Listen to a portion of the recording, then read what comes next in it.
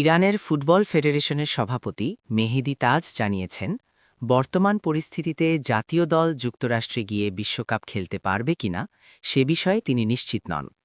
যুক্তরাষ্ট্র ও ইসরায়েলের সাম্প্রতিক হামলার পর পরিস্থিতি অনিশ্চিত হয়ে উঠেছে বলে তিনি মন্তব্য করেন।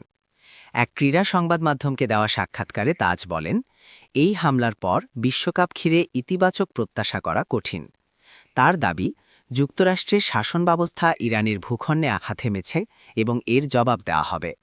রাষ্ট্রীয় টেলিভিশনেও তিনি একই ধরনের বক্তব্য দিয়ে জানান, এমন পরিস্থিতিতে বিশ্বকাপকে সামনে রেখে পরিকল্পনা করা কঠিন হয়ে পড়েছে। বিষয়টি শেষ পর্যন্ত ক্রীড়া কর্তৃপক্ষের সিদ্ধান্তের উপর নির্ভর করবে। আগামী বিশ্বকাপে জি গ্রুপে থাকা ইরান ১৫ জুন ক্যালিফোর্নিয়ায় নিউজিল্যান্ডের বিপক্ষে প্রথম ম্যাচ খেলবে। এরপর ২১ জুন একই ভেন্যুতে বেলজিয়ামের মুখোমুখি হবে তারা। গ্রুপ পর্বের শেষ ম্যাচ ২৬ জুন সিয়াটলে, প্রতিপক্ষ মিশর।